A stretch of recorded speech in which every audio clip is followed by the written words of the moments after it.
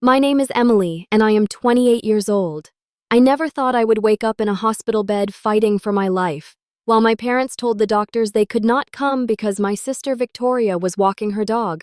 Even after the doctor warned them that night might be my last, they never showed up. This was not the first time they had chosen Victoria over me, but I decided it would be the last. Let me tell you about the letter I left behind that changed everything. Before I begin my story, drop a comment letting me know where you are watching from, and hit that like and subscribe button if you have ever felt invisible in your own family. I grew up in a quiet suburban neighborhood in Pennsylvania, in a house with a white picket fence that looked perfect from the outside. My parents, Harold and Diana Wilson, had 2 daughters. I was the oldest, and my sister Victoria came along 3 years later. From the moment she was born, there was something different about how my parents treated us. When I was 7, I won first place in the school science fair. I rushed home with my blue ribbon bursting with excitement to show my parents. They gave me a quick pat on the head before turning their attention back to Victoria, who was learning to ride her bike without training wheels. I told myself it made sense. Learning to ride a bike was a bigger milestone than a science project. By the time I was 12, I had grown accustomed to the pattern.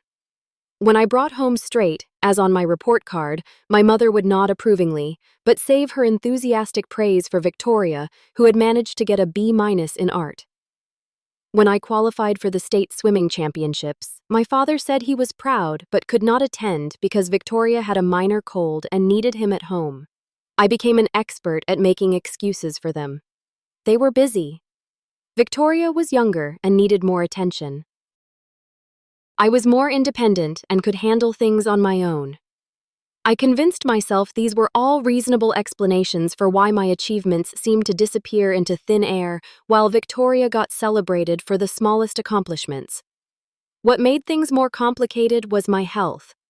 At 16, I was diagnosed with a severe autoimmune disorder that required daily medication and regular monitoring. My condition could flare up from stress, certain foods, and particularly animal dander.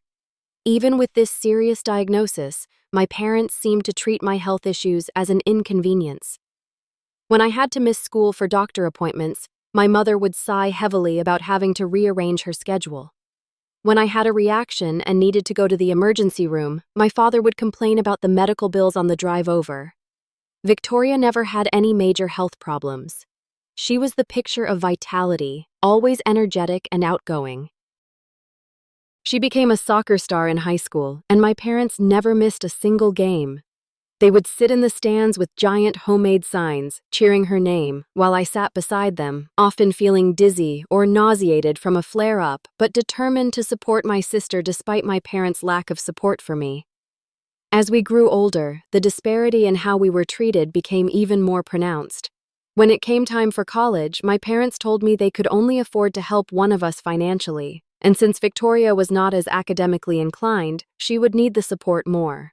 I worked 3 jobs to put myself through college while maintaining a 4.0 GPA.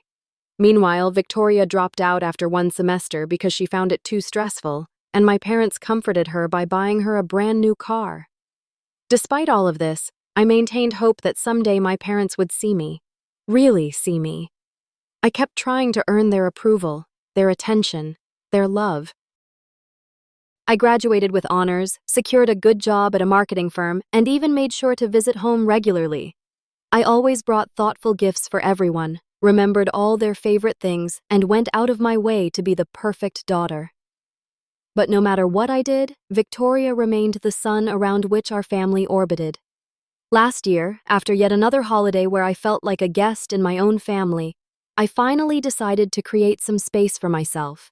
I moved to a city about 30 minutes away, close enough to visit, but far enough to establish some independence. I found a nice 1-bedroom apartment, continued excelling at my job, and started building a life that was not defined by seeking my parents' approval. Victoria, now 23, still lived at home. She cycled through a series of part-time jobs, none lasting more than a few months. She spent most of her time shopping, going to parties, and posting on social media. My parents continued to support her financially and emotionally, acting as if this was perfectly normal for a woman in her 20s. The dynamic reached a new level when Victoria decided she wanted a dog. Not just any dog, but an expensive purebred Samoyed that cost more than $3,000. Despite knowing about my severe allergies to animal dander, my parents not only approved but paid for the dog and all its accessories. They converted their home office into a special room just for the dog, complete with custom furniture and climate control. When I expressed concern about not being able to visit anymore due to my allergies, my mother simply said, "You can take your medication, sweetie. Victoria really needs this dog for her emotional well-being." That was my family in a nutshell. Victoria's emotional well-being always trumped my physical health. Her desires always outweighed my needs. But still, they were my family, and some desperate part of me kept hoping that someday things would change. I maintained a good relationship with Victoria despite everything. She was spoiled and self-centered, but I did not believe she was deliberately malicious. She had simply grown up in an environment where she was the priority, and she did not know any different. Sometimes when it was just the two of us, I could glimpse the sweet little sister I had built sandcastles with as a child. Those moments kept me holding on, hoping that beneath the layers of favoritism and dysfunction, there was still a real family connection to be salvaged. Looking back now, I can see I was setting myself up for disappointment. I was clinging to a fantasy version of my family, rather than accepting the reality of who they were and how they valued me. But sometimes fantasies are easier to live with than harsh truths, especially when those truths cut straight to your core. I had spent 26 years trying to earn the love that should have been freely given. It would take a near-death experience for me to finally understand that no amount of trying would ever be enough. 3 months ago, after several weeks of minimal contact with my family, I decided to make an effort to reconnect. I called my mother and suggested I come over for dinner that weekend. To my surprise, she seemed genuinely excited about the idea and immediately agreed. "That sounds wonderful, Emily. We have not seen you in so long. I will make your favorite lasagna, and your father will pick up that cheesecake you like from the bakery downtown." Her enthusiasm sparked a familiar hope within me. Maybe they had noticed my absence after all. Maybe they did care. I spent the rest of the week looking forward to Saturday, even splurging on a nice bottle of wine to bring along and a new outfit that I thought my mother would approve of. As Saturday approached, I made sure to take extra doses of my medication. My condition had been relatively stable lately, and I wanted to keep it that way for the family dinner. I also prepared mentally, reminding myself not to expect too much and to focus on enjoying whatever positive interactions occurred rather than dwelling on any disappointments. When I arrived at my parents' house that evening, I was greeted by my mother's warm hug and the delicious smell of her homemade lasagna. For a moment, everything felt perfect. Then I heard a bark from inside the house, and my heart sank. "Is Victoria's dog here?" I asked already, feeling the familiar tightness in my chest that preceded an allergic reaction. "Of course, Snowball is here. This is his home," my mother replied, as if it was the most obvious thing in the world. "Victoria brought him back from her apartment this morning. She is staying the weekend." I had not even known Victoria had moved out, which was a conversation for another time. Right now, I had a more pressing concern. "Mom, you know I am severely allergic to dogs. I cannot be in the same house as Snowball for extended periods, even with medication. We talked about this when Victoria first got him." My mother's expression hardened slightly. "Well, we cannot just put him outside. It is too cold, and Victoria would be heartbroken. You will be fine for one evening, Emily. Just take another pill if you need to." Before I could respond, my father appeared in the doorway, grinning broadly. "There is my girl. Come on in. Dinner is almost ready." I hesitated, then stepped inside. What choice did I have?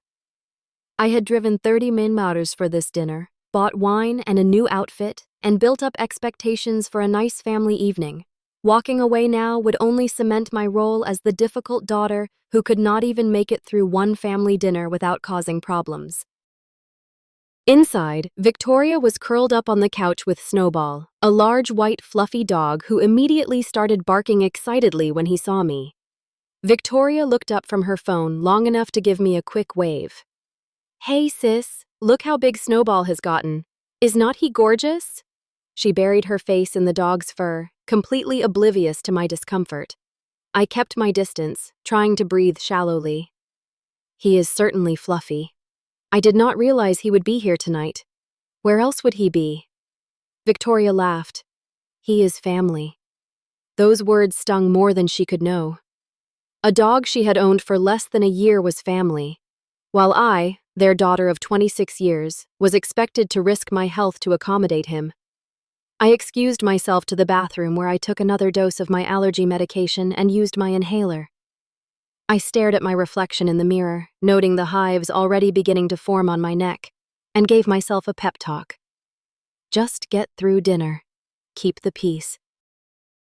It is only a few hours. When I returned, we all sat down to eat. The lasagna was delicious, but I could barely taste it through my increasingly congested sinuses. The conversation revolved almost entirely around Victoria and Snowball. His training progress, the cute things he did, the expensive organic food they had special ordered for him, and the dog social events Victoria had been taking him to. Whenever I tried to contribute to the conversation, talking about my recent promotion or the night classes I had started taking to further my education, my parents would nod politely before quickly returning to the far more interesting topic of Snowball's preferences in chew toys. By dessert, my eyes were watering constantly. My breathing was labored, and I had broken out in hives across most of my visible skin. Victoria finally seemed to notice. "Whoa, Emily, you look terrible. Are you having a reaction or something?" "Yes." To Snowball, I wheezed. "I told Mom I am allergic when I arrived." My mother frowned. "I thought you were exaggerating. You always were a bit dramatic about your health issues." "I am not being dramatic," I said, trying to keep my voice steady despite my growing anger and discomfort. "I have a documented medical condition. My doctor has specifically warned me about prolonged exposure to animal dander." "Well, you seem fine enough to eat a full dinner and dessert," my father pointed out, as if my ability to eat somehow negated my medical distress. "I think I should go," I said, standing up from the table. "Thank you for dinner, but I am not feeling well already. But we have not even had coffee yet," my mother protested. "And I wanted to show you the new curtains in the living room." "Another time," I said, gathering my purse. "I need to get home and take more medication." Victoria rolled her eyes. "You are always so serious about everything, Emily. It is just a little allergic reaction." "Pop a Benadryl and chill out." I did not bother responding to that. I thanked my parents again for dinner, declined their half-hearted offers to have me stay longer, and made my way to my car. As I drove home, I could feel my chest getting tighter, my breathing more labored. I stopped at a pharmacy on the way and bought additional antihistamines, taking them immediately in the parking lot. By the time I reached my apartment, I was exhausted, both physically from the allergic reaction and emotionally from yet another family gathering where I felt utterly invisible. I used my nebulizer, took a cool shower to soothe my hives, and collapsed into bed. As I drifted off to sleep, I told myself what I always did after these encounters. They did not mean to hurt me. They just did not understand. Victoria was their baby. I was stronger, more independent. I did not need their attention the way she did. But a small voice inside me whispered a different truth. They understood perfectly well. They just did not care enough to change. And no amount of strength or independence could fill the void left by parents who consistently chose someone else over you. I pushed that voice away and fell into a troubled sleep, unaware that this relatively minor incident was just the beginning of a health crisis that would ultimately force me to confront the painful reality of my family dynamic once and for all. 3 days after the disastrous family dinner, I woke up feeling like someone had parked a truck on my chest. My skin was burning with hives, and when I tried to stand, the room spun violently around me. I grabbed my phone from the nightstand and called my doctor's office, leaving a message about my symptoms and explaining about the dog exposure. This was not my first severe reaction, but it was definitely among the worst. Usually, the effects of allergen exposure would peak and then begin to subside after 24 to 48 hours. The fact that I was getting worse on day 3 was concerning. I forced myself to shower and dress for work, though every movement was painful. I had an important presentation that day that I had spent weeks preparing for. Missing it was not an option in my mind. I had spent my entire life pushing through illness to meet expectations, and today would be no different. As I drove to work, memories of previous health crises flooded my mind. When I was 17 and had my first major autoimmune flare, I had been hospitalized for 3 days. My mother had visited once for less than an hour, explaining that Victoria had a recital she could not miss. My father had called daily but never came in person. He had said hospitals made him uncomfortable. When I had pneumonia during my sophomore year of college, I had been so sick I could barely walk to the bathroom. My roommate had called my parents concerned. They had sent money for medication, but explained they could not come visit because Victoria was going through a breakup and needed their emotional support. Each time I had told myself it was fine, I was an adult. I could handle being sick alone. I did not need my mommy and daddy to hold my hand. But the truth was, being chronically ill and having no family support was incredibly lonely and demoralizing. By the time I reached my office, I knew I had made a mistake coming in. My breathing was shallow and rapid, and dark spots danced at the edges of my vision. My colleague Natalie took one look at me as I stumbled to my desk and immediately came over. "Emily, you look absolutely terrible. What is going on?" Her face was creased with genuine concern. Allergic reaction, I managed to explain between labored breaths. Got exposed to a dog at my parents' house. Thought I could push through it. Natalie frowned. "You need to see a doctor right now. This looks serious." "I have a presentation," I protested weakly. "I will cover your presentation," she insisted. "Your health is more important than any work meeting. Do you need me to drive you to urgent care?" I shook my head, touched by her concern, but still reluctant to admit how bad I felt. "I will call my doctor again.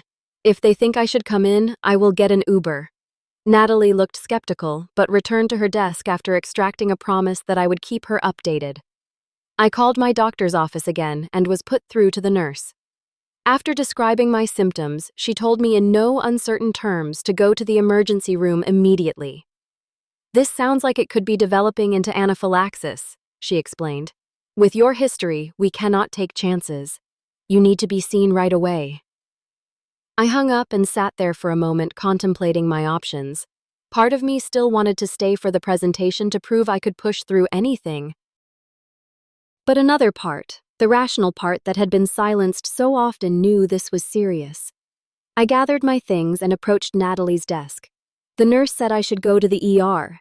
"Could you let Brian know I will not make the presentation?" "Of course," she said, already reaching for her purse. "I am driving you. You should not be alone right now." I tried to protest, but she was insistent, and honestly, I was relieved. As my condition had deteriorated throughout the morning, a growing sense of fear had been building inside me. Something was very wrong, and the thought of facing it alone was terrifying. As Natalie drove me to the hospital, I decided to call my parents. Despite everything, they were my family, and a small part of me still hoped that in a true emergency, they would be there for me. The call went to voicemail.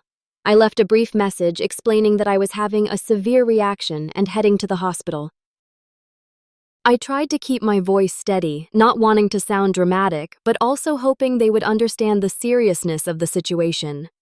Next, I tried calling Victoria, thinking she might be able to reach our parents if they were not answering their phones. "Hey, what is up?" she answered, the sound of her dog barking loudly in the background. "Victoria, I am having a really bad reaction," I explained, my voice growing weaker. "I am on my way to the hospital. I cannot reach Mom and Dad. Could you let them know?" "Oh, that sucks," she said, sounding distracted. "Snowball, stop that." "Sorry, he is trying to eat my shoes." "Yeah, I will tell them when I see them. They are taking me and Snowball to that new dog park today. Victoria, this is serious." I emphasized. "I need them to know I am going to the hospital now." Okay. I will text them. Gotta go." Snowball is destroying my favorite sneakers. Feel better?" And with that, she hung up. I stared at my phone in disbelief. Even now, with me heading to the emergency room, Victoria and her dog remained the priority. I slumped back against the car seat, fighting tears of frustration and hurt. "Family?" Natalie asked sympathetically. "Something like that," I muttered. By the time we reached the hospital, I was struggling to stay conscious. My throat felt like it was closing, and the hives had spread to the point where my skin felt like it was on fire. Natalie helped me into the emergency room, where the triage nurse took one look at me and immediately called for assistance. What followed was a blur of activity. I was rushed into a treatment area, given injections of epinephrine and steroids, and hooked up to various monitors. Doctors fired questions at me about my medical history, my exposure to allergens, and my current medications. I tried to answer as best I could, but I was fading in and out of awareness. The last clear memory I had was of calling out for my neighbor, Mrs. Garza, asking her to feed my cat. Mrs. Garza was the elderly woman who lived next door to me. She had no connection to the hospital and was not there. But in my confused state, I was concerned about my pet being alone. Then darkness claimed me entirely. I later learned that as my condition worsened, the hospital staff had made multiple attempts to contact my parents. They had finally reached them around 6:00 p.m., some 4 hours after I had been admitted. The conversation, as it was relayed to me later by a nurse who had been present, went something like this. "Mr. and Mrs. Wilson, this is Mercy General Hospital. Your daughter Emily has been admitted with a severe anaphylactic reaction. Her condition is critical, and we strongly recommend you come immediately. Tonight? We cannot possibly come tonight." My father had apparently replied, "Our other daughter is walking her dog at that new park across town, and we need to pick her up afterward." "Sir, I do not think you understand. Your daughter is in critical condition. The doctors are doing everything they can, but her organs are starting to show signs of stress.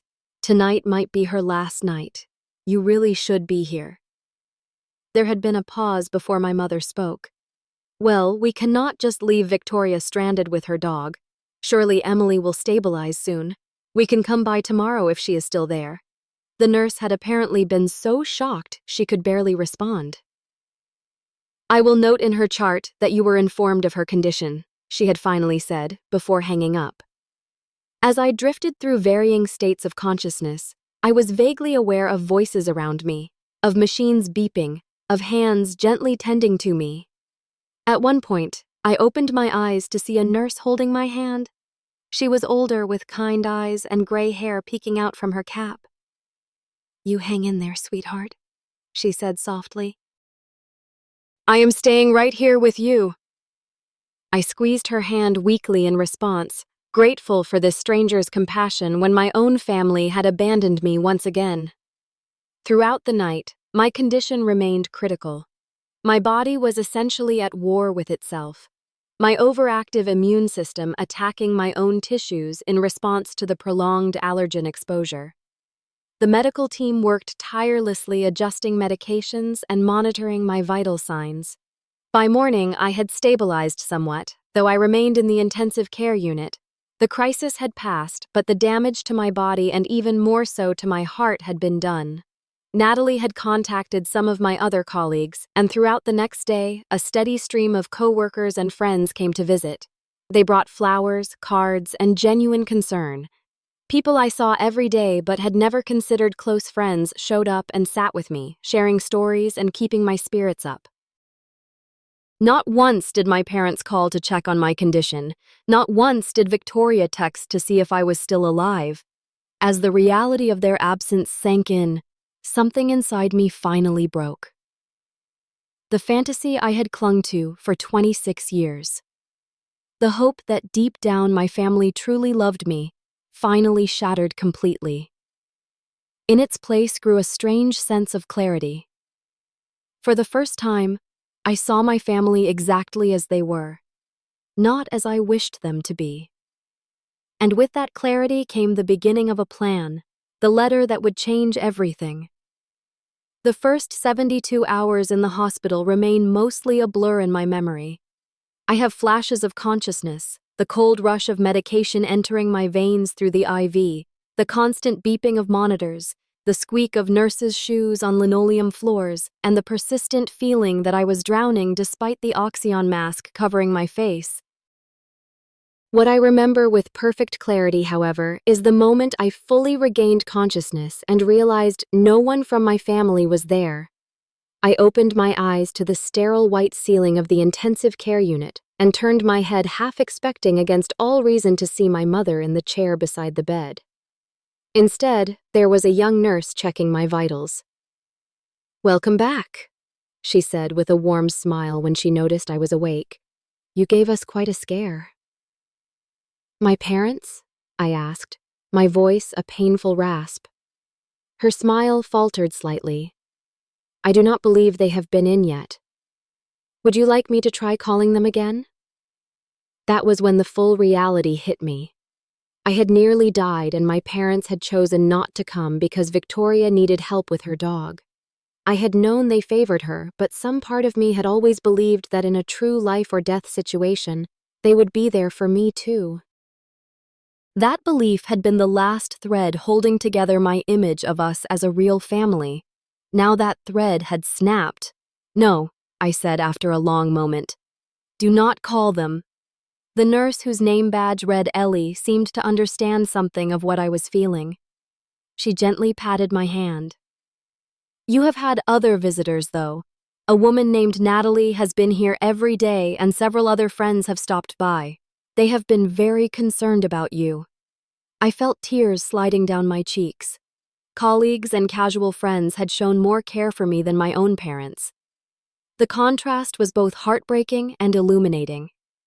Throughout that day, as my condition stabilized enough for me to stay conscious longer, I learned more about what had happened. Dr. Rivera, a specialist in immunology, came to explain the severity of what my body had gone through. "You experienced a particularly severe biphasic anaphylactic reaction." She explained the initial exposure to the allergen triggered the first phase, but then your body seemed to recover slightly before launching into a much more severe second phase. This is why you felt worse days after the exposure rather than immediately. Your autoimmune condition complicated matters, essentially creating a perfect storm in your system. "Could I have died?" I asked, needing to hear the truth. Dr. Rivera looked me directly in the eyes. "Yes, Emily. Without prompt medical intervention, this type of reaction can be fatal. The fact that your symptoms progressed over days rather than hours actually made it more dangerous, as many people would not seek help until critical organ systems were already compromised." She went on to explain that I would need to stay in the hospital for at least another week while they monitored my recovery and adjusted my medication regimen. The extended dog exposure had triggered such a severe response that my entire treatment plan needed to be reconsidered. As the day progressed, more pieces of the puzzle fell into place. Natalie visited during her lunch break and filled me in on what had happened after I lost consciousness. "The emergency room staff called your parents multiple times," she said, her expression a mixture of anger and disbelief. "I was still there for the first call, and I could not believe what I was hearing. The doctor literally told them, 'You might not make it through the night,' and they said they could not come because Victoria needed help with her dog." I nearly grabbed the phone to scream at them myself. She went on to tell me that she had stayed at the hospital until late that night, only leaving when the nurses assured her I had stabilized. She had returned the next morning before work and had been checking in daily since then. Other colleagues had organized a rotation so someone would visit me at least once a day. "We all pitched in for the flowers," she added, gesturing to a beautiful arrangement beside my bed. "And Brian said to tell you not to worry about the presentation. He rescheduled it for when you are back." I was overwhelmed by their kindness. These people who had no obligation to me beyond professional courtesy had stepped up to support me in ways my family never had. As evening approached, Ellie came back to check on me.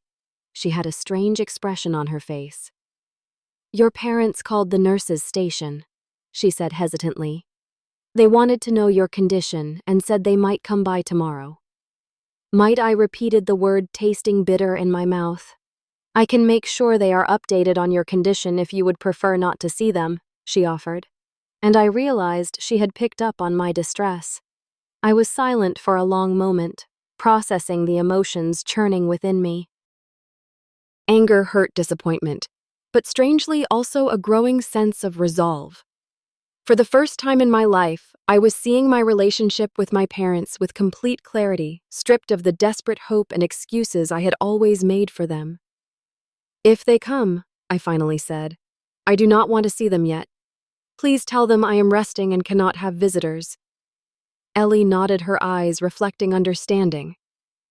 Of course. That night, as I lay awake listening to the rhythmic sounds of the hospital, I made a decision. I would use this time, this forced pause in my life, to finally address the toxic dynamic that had shaped my existence for 26 years. I would write a letter, a final communication to my parents, laying bare the truth of our relationship and establishing the boundaries I should have set long ago. The next morning, I asked Ellie for paper and a pen. She brought them without question, along with a small lap desk I could use in bed. As my strength slowly returned over the next few days, I worked on the letter, pouring out decades of hurt, disappointment, and finally my decision to prioritize my own well-being. During this time, the contrast between my biological family and the community that had formed around me grew increasingly stark. Natalie continued to visit daily, often bringing small comforts from home or updates from work. Other colleagues stopped by with books, magazines, and conversation that helped distract me from the physical discomfort of recovery. Mrs. Garza, my elderly neighbor whom I had called out for in my delirium, actually did come to visit after Natalie tracked her down to check on my cat. She arrived with homemade soup and a thermos and stories about how my cat was doing, having taken it upon herself to care for him in my absence. I have 5 children and 12 grandchildren, she told me as she sat beside my bed. But none of them live nearby. We look out for each other, you and I. That is what neighbors should do. Even Dr. Rivera went beyond professional requirements, spending extra time explaining my condition and treatment options, answering all my questions with patience and respect. When I mentioned my parents' refusal to come, she did not offer platitudes or excuse their behavior. That must be incredibly painful, she said, simply acknowledging my hurt without minimizing it. Sometimes the families we create in life are more important than the ones we are born into. Her words stayed with me as I continued to work on my letter. By the 6th day of my hospitalization, I had completed it, a 4-page handwritten document that represented both an ending and a beginning. I sealed it in an envelope that Ellie provided and waited. On the 7th day, as I was starting to prepare for discharge, Ellie came into my room with news. Your parents called again. They said they are definitely coming to visit this afternoon, around 3. Would you like me to tell them you are not receiving visitors? I took a deep breath, feeling strangely calm. Number, I want you to let them come, but I will not be here.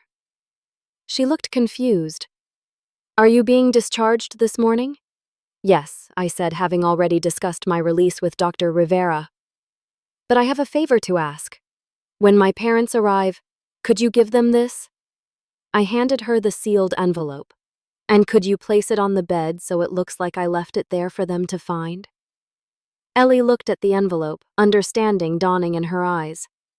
Of course, she said softly. I can arrange that. By 2:30 that afternoon, I had been officially discharged.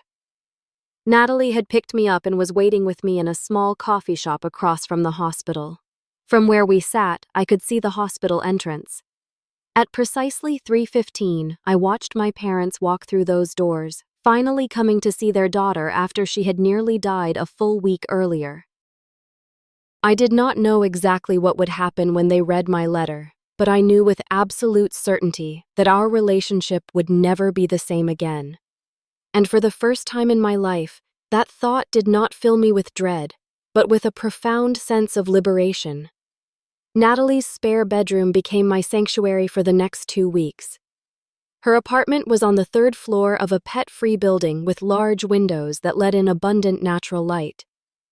It was the perfect environment for my physical recovery, free from allergens and full of fresh air and sunshine. "Stay as long as you need," she insisted when I expressed concern about imposing. "I live alone and have plenty of space. Plus, I enjoy the company." The first few days after hospital discharge were focused entirely on regaining my physical strength. I slept for 12 to 14 hours a day, my body demanding rest to heal from the trauma it had endured. Dr. Rivera had prescribed a new medication regimen that required careful monitoring, and Natalie helped me keep track of the various pills and injections. As my body slowly recovered, my mind began the equally important process of healing from decades of emotional neglect. The letter I had left for my parents had been a watershed moment, a clear line drawn between the person I had been desperate for their approval and the person I was becoming determined to value myself even if they never would. The contents of that letter had poured out of me during those hospital days, each word a release of pain I had carried for too long. "Dear Mom and Dad, by the time you read this, I will have been discharged from the hospital where I spent a week fighting for my life. The doctors called you the first night and told you I might not survive until morning. You chose not to come because Victoria needed help walking her dog. This was not the first time you have chosen Victoria over me. It has been the pattern of our family since my earliest memories. For 26 years, I have made excuses for your behavior. I have told myself that Victoria needed you more, that I was stronger and more independent, that someday you would see me and value me equally.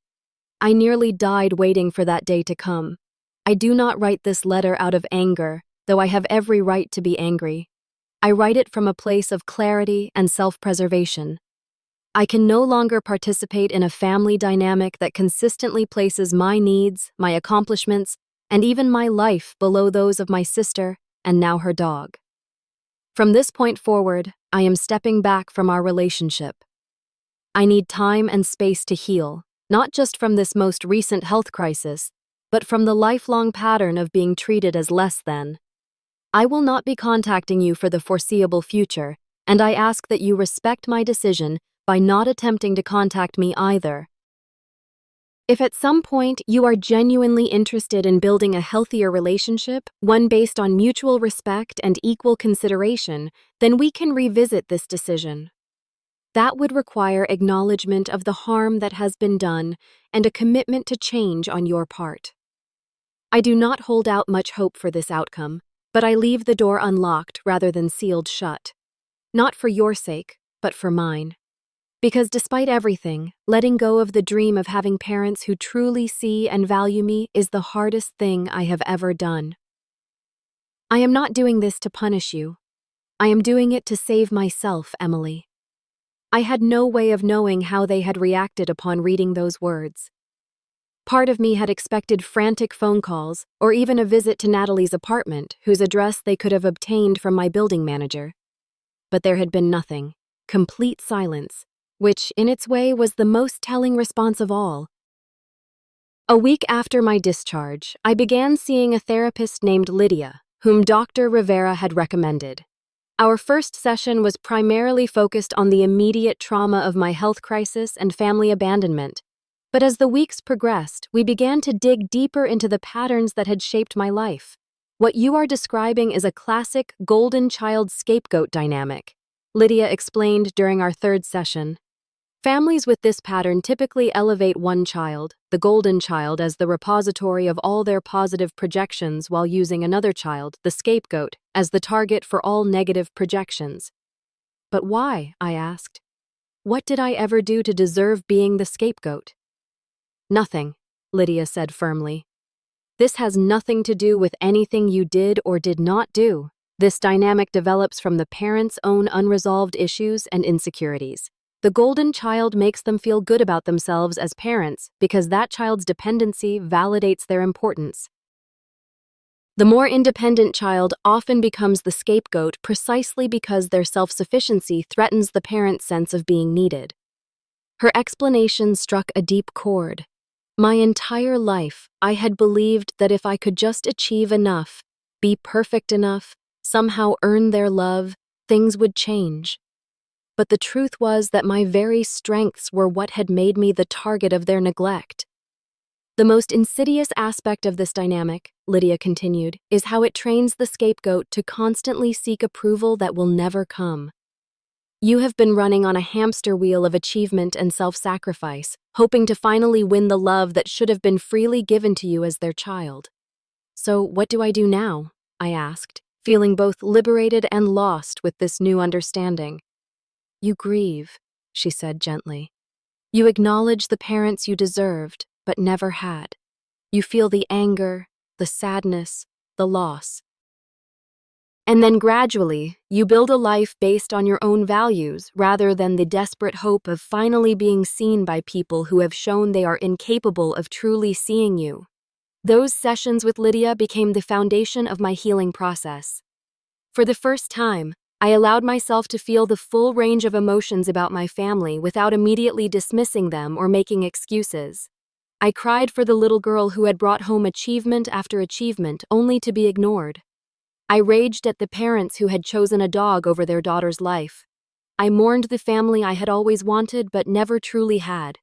Alongside this emotional work, I began the practical process of rebuilding my life. 2 weeks after leaving the hospital, I felt strong enough to return to my own apartment. Mrs. Garza welcomed me home with another container of homemade soup and updates about my cat, who had apparently decided that her apartment was an acceptable second residence. He still comes to visit me every afternoon, she said with a chuckle. I think he has decided we are family now. Her casual use of the word family made me smile. Perhaps family was not defined by blood or legal ties, but by who showed up when it mattered. As I settled back into my apartment, I made several significant changes. I invested in high-quality air purifiers for every room to reduce the risk of allergen exposure. I updated my emergency contacts, removing my parents and adding Natalie. And after asking her permission, Mrs. Garza, I even changed my advanced medical directive to specifically state that my parents should not be consulted for medical decisions if I was incapacitated. 3 weeks after my discharge, I felt ready to return to work. My colleagues welcomed me back with genuine warmth, and Brian, my supervisor, assured me that my position had been secure during my absence. Take it easy your first week back, he advised. Your health comes first. The work will still be here. His considerations, so different from what I had experienced from my family, reinforced my growing understanding that respect and care should be normal, not exceptional in relationships. Throughout this time, I maintained my silence with my parents. Victoria had texted once a casual, "Hey, how are you feeling?" as if I had had a minor cold rather than a life-threatening medical emergency. I had responded with a brief recovering thanks, but did not elaborate or invite further conversation. My parents had finally called 4 days after reading my letter. I had let the call go to voicemail. My mother's message was short and strained. Emily, this is your mother. We got your letter. I think you are being very dramatic about this whole situation. Your father and I have always done our best for both you and Victoria. Call us when you are feeling more rational. Her words, so dismissive of my near-death experience and the legitimate pain I had expressed, only confirmed that I had made the right decision in stepping back. There was no acknowledgement of their failure to come to the hospital, no recognition of the pattern I had described, not even a simple, "I am sorry you felt that way." As the 4th week of my recovery began, I received a surprising call from Victoria. "Mom and Dad are acting weird," she said without preamble when I answered. "They would not tell me what was in your letter, but they have been fighting a lot and Mom keeps crying at random times." "What did you say to them?" I told them the truth. I replied simply, "About how they have treated me compared to you for our entire lives. About how they chose not to come to the hospital when doctors said, 'I might die because you needed help with your dog.'" There was a long silence on the other end of the line. When Victoria finally spoke, her voice was subdued. I did not know it was that serious. They just said you were having an allergic reaction and would be fine. Would you have done anything differently if you had known? I asked, genuinely curious rather than accusatory. Another pause. I do not know, she admitted. I guess I have never had to think about it before. Things have always revolved around what I want. Her honesty was surprising and, in its way, refreshing. That is not your fault, I said. That is how they raised you. But I cannot be part of that dynamic anymore. It nearly killed me, literally. Are you saying you do not want to be my sister anymore? There was a hint of the little girl I had once built sandcastles with in her voice. No, I said softly. I am saying I need to rebuild my relationship with myself first. I have spent my whole life trying to earn love from our parents by being perfect, achieving everything, never complaining. It has left me hollow inside.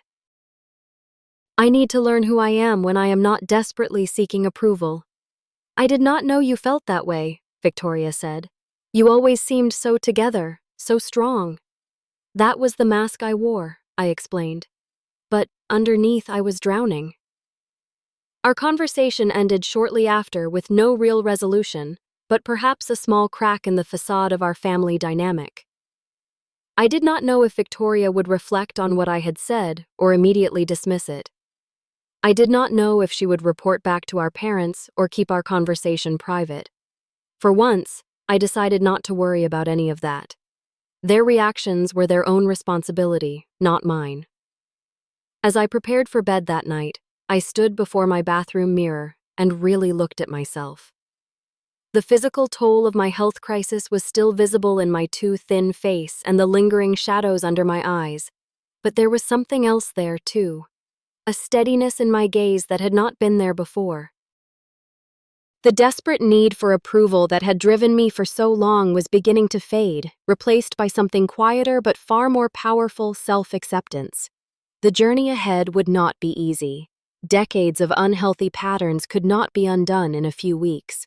But for the first time, I was facing that journey not as the family scapegoat seeking redemption, but simply as Emily, a woman worthy of respect, consideration, and love exactly as she was. The day my parents finally came to the hospital, only to find my empty bed and letter, was a pivotal moment in all our lives. Though I was not physically present to witness it, what I know about their reaction comes from Ellie, the nurse, who had become something of an ally during my stay. She called me the day after my discharge, having gotten my number with my permission before I left. I hope you do not mind me reaching out, she said. I just thought you might want to know what happened when your parents arrived. I did want to know, though. A part of me feared the answer. Please tell me, they came right at 3 like they said they would, Ellie recounted. I directed them to your room and told them you had been discharged earlier that day. Your father seemed annoyed, asking why no one had called to tell them. Your mother went straight to the bed and saw your letter. According to Ellie, my mother had picked up the envelope with my name written on the front in my distinctive handwriting. She had called my father over, and they had opened it together, standing side by side at the foot of the empty hospital bed. I gave them privacy, Ellie continued, but I could see them through the window in the door. I have never seen someone's expression change so dramatically. Your father's face turned red, then almost purple. Your mother went completely white, like all the blood drained from her face at once. She sat down on the bed about halfway through reading, like her legs could not hold her anymore. When they had finished reading, my father had crumpled the letter in his fist, then immediately smoothed it out again as if regretting the impulse. My mother had simply sat there staring at nothing. They stayed in that room for almost 45 minutes, Ellie said, not talking much, just sitting there. When they finally left, your mother was crying, and your father looked like he had aged 10 years in an hour. I listened to this account with a strange detachment, as if hearing about strangers rather than my own parents. Their reaction suggested my words had hit home in a way I had not expected. Perhaps for the first time, they were seeing our family dynamic through unclouded eyes. Thank you for telling me, I said to Ellie. And thank you for everything you did for me during my stay. You are welcome, she replied warmly. Take care of yourself, Emily. You deserve it. Those words, you deserve it, echoed in my mind long after we hung up. Did I deserve care and consideration? The rational part of me knew the answer was yes, but decades of being treated as less than had left deep grooves of doubt in my psyche. In the days following my conversation with Ellie, I braced myself for an onslaught of calls, texts, or even a visit from my parents. I had arranged to stay with Natalie temporarily, both to recover and to give myself space from potential confrontations. But the expected barrage never came. Instead, there was only silence broken by the single text from Victoria that I mentioned earlier. The silence continued until 6 days after reading my letter. My parents finally called. I let the call go to voicemail, not yet ready to engage directly. My mother's message, dismissing my experience as dramatic and suggesting I was being irrational, confirmed that they were not yet capable of the honest reflection our relationship would require to heal. 2 days after that call, I received a lengthy email from my father. Unlike my mother's dismissive voicemail, his message showed at least some attempt at introspection. Emily, your letter has forced your mother and me to confront some uncomfortable truths about our family. While I do not agree with everything you wrote, I cannot deny that we have not always been as attentive to your needs as we should have been. The night the hospital called, we genuinely did not understand the severity of the situation. We have become so accustomed to you handling everything on your own that we assumed this would be no different. That was our mistake, and I am sorry for it. However, I believe you are being unfair in your characterization of our entire relationship. We have always been proud of your achievements and independence. Perhaps we did not show it in the ways you needed, but that does not mean the feeling was not there. I hope you will reconsider your decision to cut us off. Victoria misses you. And despite what you may believe, so do we. Dad. His words reflected the beginning of awareness, but stopped far short of true understanding. The line about being proud of my achievements without acknowledging that they had never bothered to attend my graduations, presentations, or other milestone events spoke volumes. His assertion that they did not understand the severity of a situation where doctors explicitly said, "I might not survive the night," revealed how deeply ingrained their dismissal of my needs truly was. I did not respond to the email. Instead, I forwarded it to Lydia, my therapist, and we discussed it in our next session. This is actually quite typical, she observed. There is acknowledgement of the specific incident that triggered the confrontation, but resistance to seeing the larger pattern. Note how he says you are being unfair in your characterization, essentially telling you that your lived experience is incorrect. Should I respond? I asked. That depends entirely on what you want from this interaction, she replied. If you are hoping for full acknowledgement and change, this email suggests they are not there yet. If you want to maintain some connection while establishing boundaries, a brief neutral response might be appropriate. If you truly need complete space right now, silence is a valid option. After careful consideration, I decided to send a brief reply. Dad, thank you for acknowledging that you should have come to the hospital. That means something to me. However, this is not about one incident. It is about a lifelong pattern that nearly cost me my life. I need time and space to heal both physically and emotionally. I hope you can respect that. Emily short direct, and maintaining my boundary while acknowledging his small step toward understanding. I did not receive a reply. As the weeks passed and I settled back into my apartment and work routine, the silence from my parents continued. Victoria, however, began to reach out more frequently. Her texts evolved from casual check-ins to more thoughtful inquiries about my recovery and eventually tentative questions about our childhood. Was it really that bad for you growing up? She asked during one phone call about a month after my hospital discharge. I always thought you had it all together. You were so smart and capable. Everyone always talked about how impressive you were. That was the outside, I explained. Inside, I was constantly striving to be perfect enough to finally earn Mom and Dad's attention and approval. Do you remember my high school graduation? I was valedictorian, but Mom and Dad left right after the ceremony because you had a minor cold. I do remember that, she said slowly. I did not even have a fever. Mom just said I looked peaked and needed to rest. And my college graduation. They missed it entirely because you had a date that night and needed help choosing an outfit. I had forgotten about that. She admitted, her voice small. When you put it all together like that, it does sound really bad.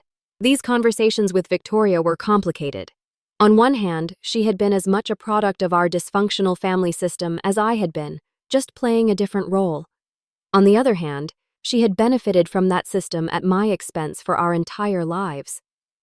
I tried to balance honesty about my experience with the understanding that her awakening to the reality of our family dynamic would be its own painful journey. 6 weeks after my hospital discharge, when I was fully back at work and settling into my new normal, the confrontation I had been both expecting and dreading finally occurred. My parents showed up at my apartment unannounced on a Saturday afternoon. I saw them through the peephole and considered not answering, but after taking a deep breath and centering myself, I decided to face them directly. I opened the door but did not invite them in. "Emily," my mother said, her voice wavering slightly. "You look well? What are you doing here?" I asked, keeping my tone neutral. "We need to talk," my father said. "This has gone on long enough. You cannot just cut your family out of your life because of one misunderstanding."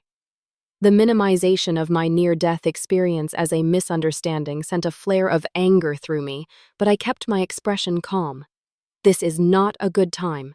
If you want to talk, you need to call first and respect my boundaries." "Boundaries?" my mother repeated as if the concept was foreign to her. "We are your parents.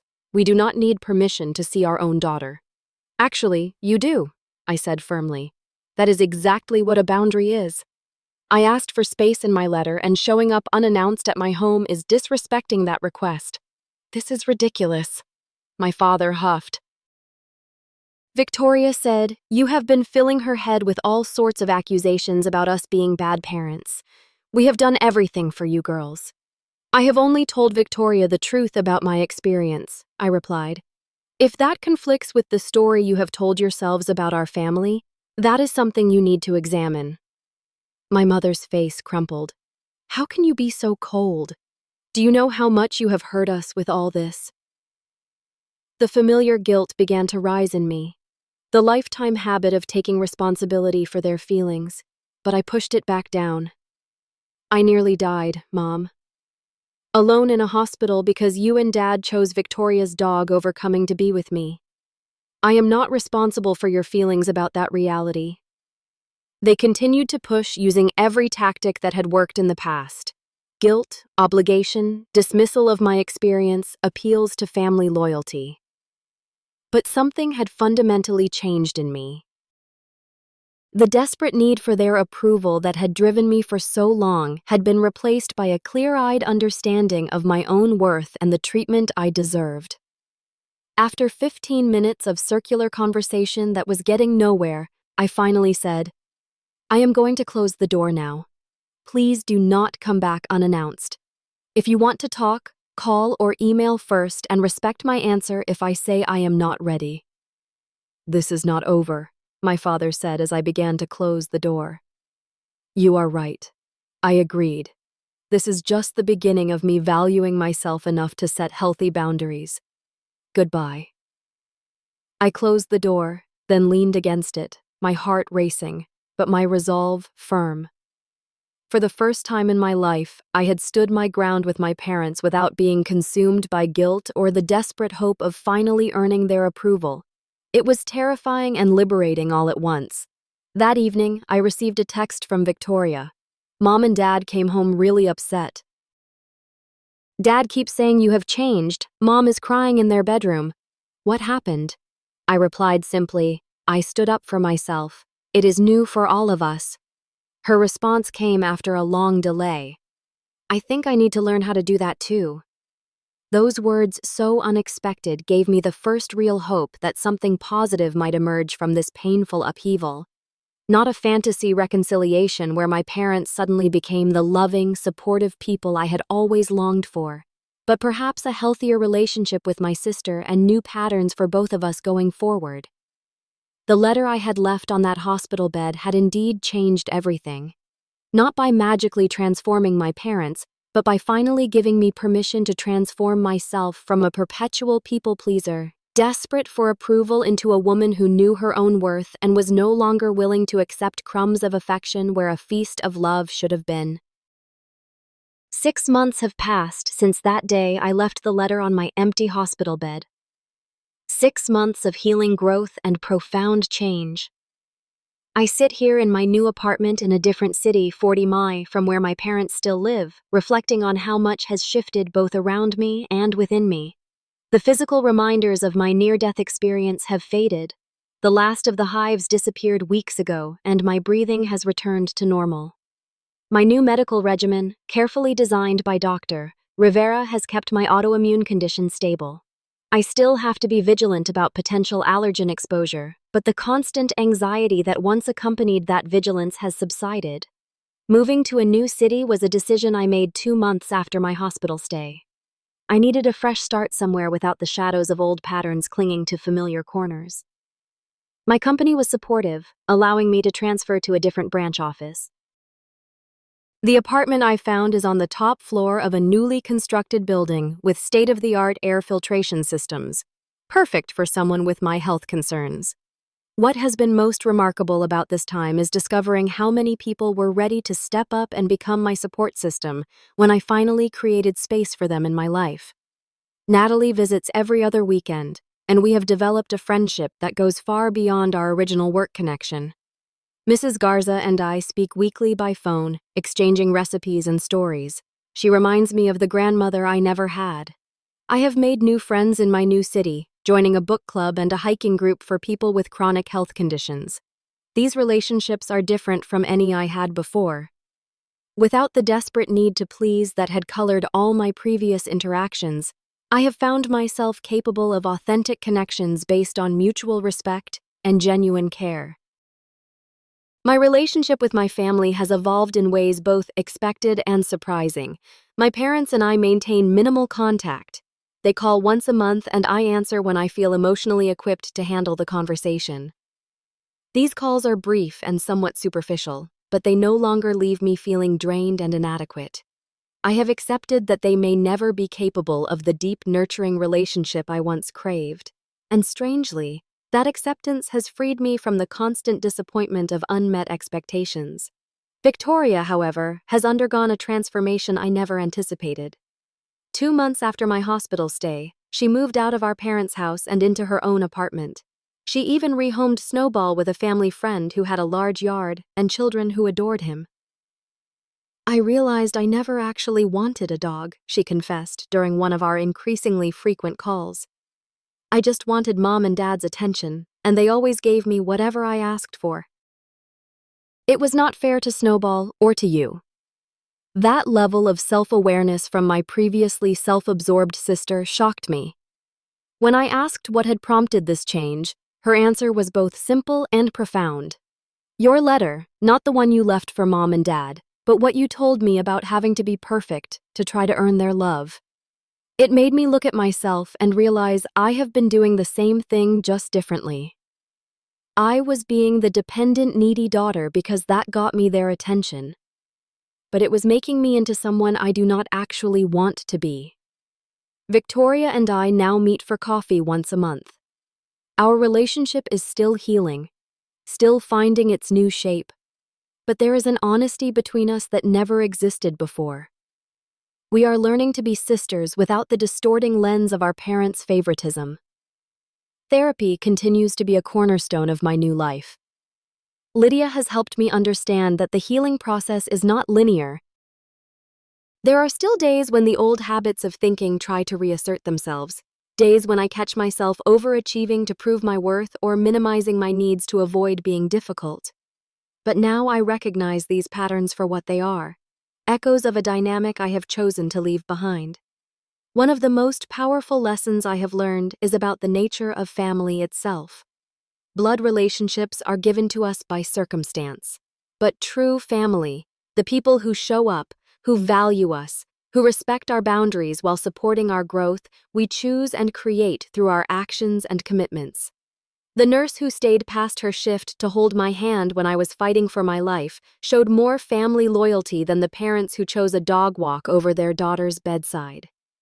Natalie, who drove me to the hospital and visited daily during my recovery, demonstrated more care than the sister, who could not be bothered to relay an emergency message. Mrs. Garza, who fed my cat and brought me soup, embodied the neighborly concern that is its own kind of family bond. My near-death experience clarified with brutal efficiency what truly matters in relationships. It is not shared DNA or legal ties that make a family. It is not grand gestures or dramatic declarations. It is the consistent choice to show up to see the other person fully, to respect their needs and boundaries, to care about their well-being as much as your own. I have learned that forgiveness does not necessarily mean reconciliation. I have forgiven my parents for being unable to give what they themselves probably never received. I understand that their treatment of me likely stems from their own unhealed wounds and limitations, but that forgiveness does not obligate me to continue participating in a dynamic that caused me immense pain and nearly cost me my life. Perhaps the most profound lesson has been about my own worth. For 26 years, I believed that if I could just achieve enough, sacrifice enough, be perfect enough, I would finally earn the love and attention that should have been freely given. I now understand that my value as a human being was never something I needed to earn. It was my birthright all along. The letter I left on that empty hospital bed was not just a goodbye to a toxic family dynamic. It was a hello to a new way of being in the world as a woman who knows her worth, who sets healthy boundaries, who chooses relationships that reflect rather than diminish her value. If you are watching this and recognize yourself in my story, if you are the family scapegoat, the overlooked child, the one who has spent your life trying to earn love that should be freely given, please know that you deserve better. Your worth is not determined by others' recognition of it. You do not need to achieve perfection to be worthy of care and respect. Sometimes the bravest thing we can do is to stop trying to earn love from those unable to give it freely, and instead direct that energy toward building a life and relationships that honor our true value. If my story has resonated with you, please share it with someone who might need to hear this message. Hit the like button if you have found yourself nodding along, and subscribe for more stories of healing and transformation. I would love to hear your thoughts in the comments about how you have learned to value yourself in challenging family dynamics. Thank you for witnessing my journey. May you find the courage to honor your own worth, whatever that looks like for you. Remember, the family that truly matters may not be the one you were born into, but the one you create through love, respect, and mutual care.